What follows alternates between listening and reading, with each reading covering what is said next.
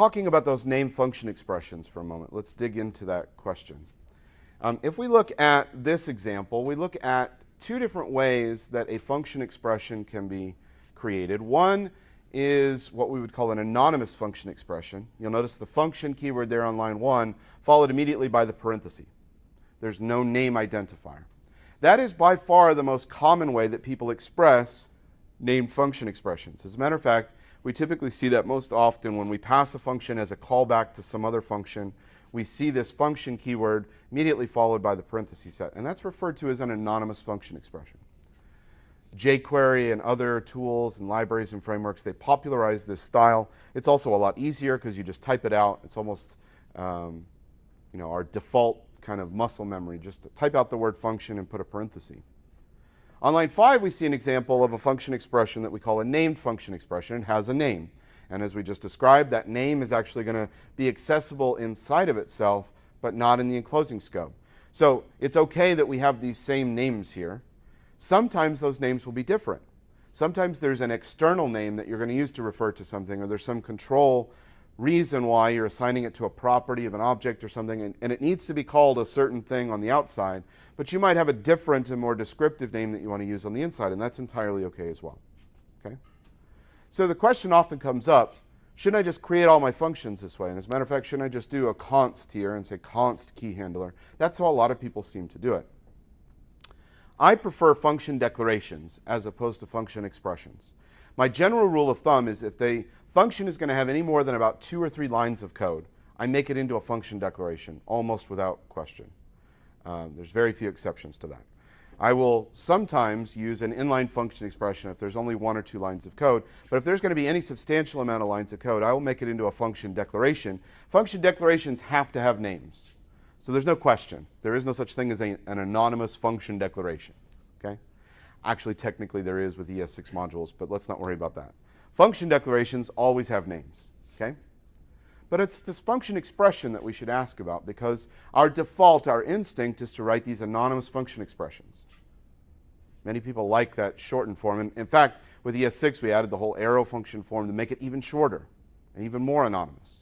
We'll talk about arrow functions later today. So what's the difference between an anonymous function expression and a named function expression? What I will say is this. You should always, and I don't make very many absolutes, but this is one of them. You should always, with no exceptions, prefer the named function expression over the anonymous function expression. Even though it's the harder thing to do, even though you have to come up with a good name for it, even though it's a little bit more typing, even though it's a little bit more verbose, it's always going to be more preferable. And there are 3 main reasons why it's more preferable to put a name on it. Let me give you some of the benefits to think about in terms of why a named function expression is preferable to an anonymous one. The first one provides a handy self-reference to the function from inside of itself.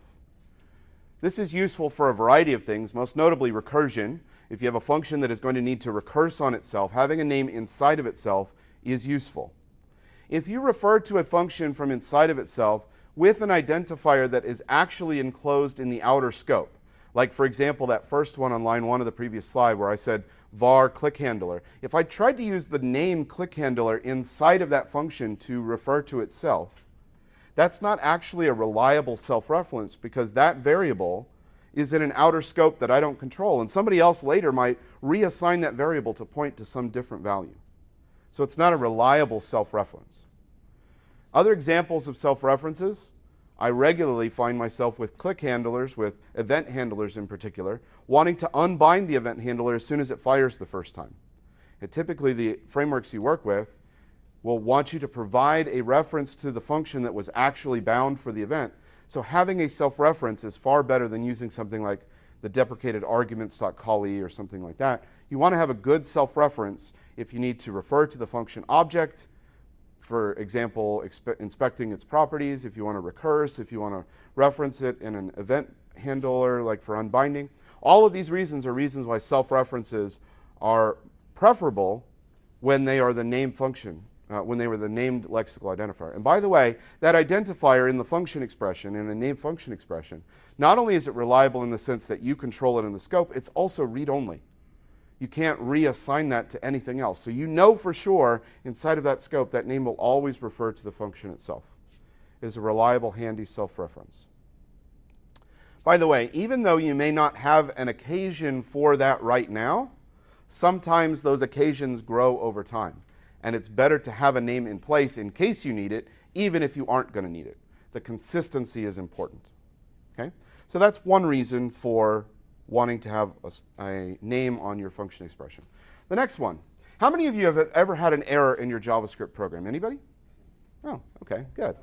That's a happy occurrence that it's one big happy family, right? We've all had errors. How many of you have ever seen in a stack trace in your console, anonymous function over and over and over again, line after line after line? Anybody seen that? It's super helpful, right? Especially in production code where everything's minified, so they all say line 1, character 32,712. Because we all know exactly what that function is, right? Guess what happens if you put a name on your function expressions? It uses the name in your stack trace. Immediately, you make your code more debuggable by using those names in the stack traces. And by the way, minifiers used to strip out those names. Now the minifiers, like for example, Uglify.js, at my behest, have an option that allows you to preserve the function name expression, even if it's not used, to preserve that name expression as written so that your minified production code is still debuggable. Okay? So keeping that name expression there makes your code more debuggable. And I honestly think that rule, that fact in and of itself is more than enough justification, because we're not doing happy path-driven development here. We want to write code that is robust to the problems that will happen. And even if you can't imagine any scenario by which this function is going to participate in a stack trace, it's probably going to participate in a stack trace at some point. So it's a good idea to have a good handy name. True story, I literally have actually been able to figure out a problem, knew exactly what my bug was, without even looking at my code, simply looking at the stack trace and seeing the order of function calls. If they both said anonymous, I would have had no idea. But when I saw A call B, and I was like, wait a minute, B should have called A. Oh, I know exactly what's wrong. This is an off by one index or something, right? So by knowing for sure what the name is, we can already debug our programs better. And even at worst, we're getting some kind of mental context in which to approach the code. If that name says something like handle click presses, you know kind of what happened. Oh, there was a key press, there was a click that happened, there was some kind of this that happened. That gives me some kind of context and clue as to approach my code. If it just says anonymous function, you're stuck going to look at the rest of the code.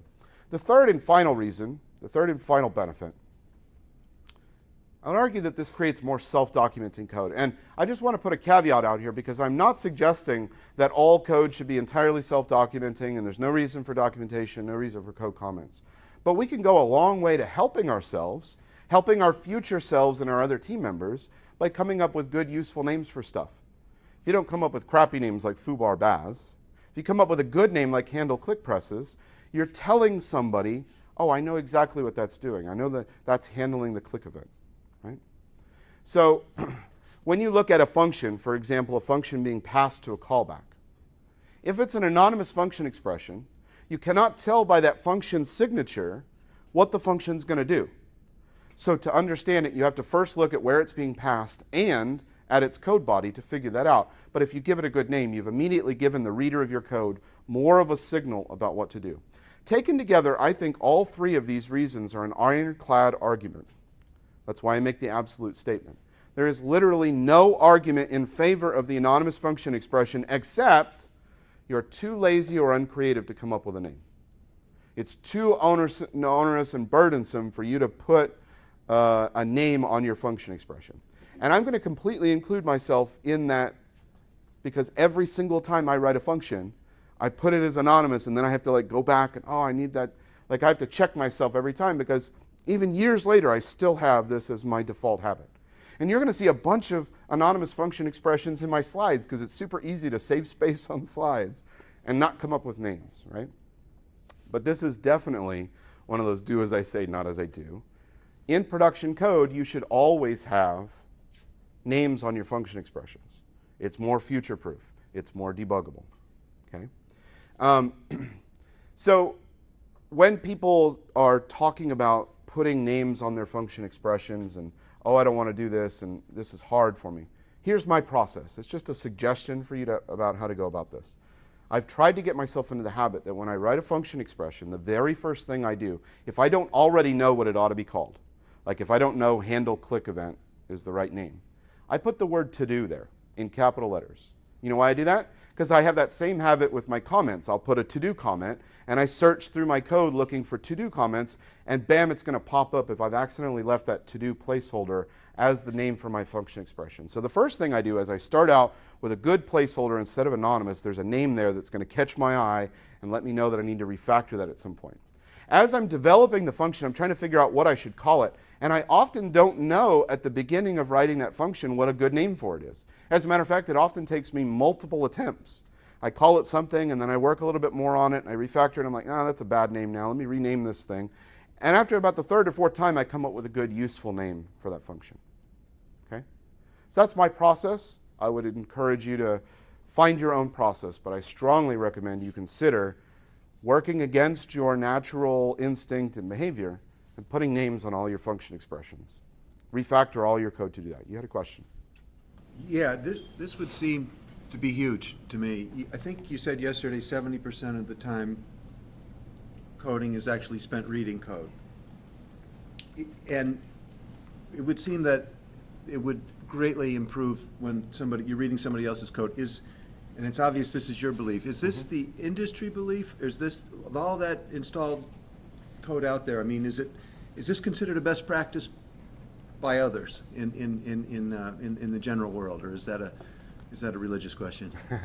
I was just about to say adherents of my gospel of the You Don't Know JS books, they probably believe it. But in general, I find the push in the other direction, which is one of the reasons why I make such a big emphasis on this.